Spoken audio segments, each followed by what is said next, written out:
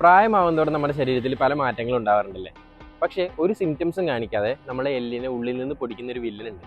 അതാണ് ഓസ്റ്റിയോപൊറോസിസ്. ഇത് മെയിനായിട്ട് 2 തരത്തിലാണുള്ളത്. ഒന്ന് പോസ്റ്റ് മെനോപോസ് ഓസ്റ്റിയോപൊറോസിസ്. അതായത് സ്ത്രീകളിൽ ആർത്തവ വിരാമത്തിന് ശേഷം അവരുടെ ഈസ്ട്രോജൻ്റെ പ്രൊഡക്ഷൻ കുറയും. ഇതുമൂലം അവരുടെ എല്ലുകളുടെ ബലം പെട്ടെന്ന് കുറയും. രണ്ടാമത്തേതാണ് സെനൈൽ ഓസ്റ്റിയോപൊറോസിസ്. അത് സ്ത്രീകളിലും പുരുഷന്മാരിലും ഒരേപോലെ കാണുന്നതാണ്. പ്രായമാവുന്നതിൻ്റെ അനുസരിച്ച് എല്ലുകളുടെ ബലം കുറയുന്നതാണിത്. ഇനി ഇതെങ്ങനെ ടെസ്റ്റ് ചെയ്യാമെന്നല്ലേ? അതിന് വേണ്ടിയിട്ടാണ് ഡെക്സാ സ്കാൻ വഴി BMD ടെസ്റ്റ് ചെയ്യുന്നത്, അഥവാ ബോൺ മിനറൽ ഡെൻസിറ്റി. ഇത് ചെയ്യുമ്പോൾ കിട്ടുന്ന T-സ്കോർ ആണ് നിങ്ങളുടെ ബോണിൻ്റെ ആരോഗ്യം സൂചിപ്പിക്കുന്നത്. ഈ T-സ്കോർ -1നും അതിന് മുകളിലേക്ക് വേണമെങ്കിൽ കാര്യങ്ങൾ സേഫാണ്, പേടിക്കണ്ട.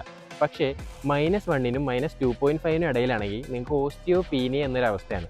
അതായത് നിങ്ങളുടെ എല്ലുകളുടെ ബലം കുറഞ്ഞു തുടങ്ങുന്ന ഒരു അപകട സൂചനയാണ്. എന്നാൽ നിങ്ങളുടെ T-സ്കോർ -2.5ന് താഴെയാണെങ്കിൽ നിങ്ങൾക്ക് ഓസ്റ്റിയോപൊറോസിസ് ഉണ്ടെന്ന് ഉറപ്പിക്കാം. ഞാൻ ഈ വലിയ കാര്യമായിട്ട് പറഞ്ഞ കേട്ടിട്ട് നിങ്ങൾ പേടിക്കൊന്നും വേണ്ട. പ്രോപ്പറായിട്ടുള്ള പ്രിക്കോഷൻസ് എടുത്തു കഴിഞ്ഞാൽ നമുക്ക് ഈ ഓസ്റ്റിയോപൊറോസിസ് വരാതെ തടയാൻ വേണ്ടിയിട്ട് പറ്റും. കാൽസ്യവും വൈറ്റമിൻ ഡിയും അടങ്ങിയ ഫുഡ് മാക്സിമം നമ്മൾ ആഡ് ചെയ്യുക. അതിൻ്റെ കൂടെ തന്നെ പ്രോപ്പറായിട്ട് വെയിറ്റ് ട്രെയിനിങ്ങും എക്സസൈസും കൂടി ചെയ്യുക എന്നുള്ളതാണ് ഇതിൻ്റെ ഏക വഴി. നിങ്ങൾക്കിനി ഓസ്റ്റിയോപൊറോസിസ് എങ്ങനെ ഉണ്ടെങ്കിൽ ഡോക്ടറിൻ്റെ നിർദ്ദേശപ്രകാരം പ്രോപ്പറായിട്ടുള്ള ട്രീറ്റ്മെൻറ്റ് എടുക്കണം. ഇനി ഇതുപോലത്തെ കണ്ടന്റുകൾ അറിയാൻ വേണ്ടിയിട്ട് ഫോളോ ചെയ്ത് കൂടെ കൂടി.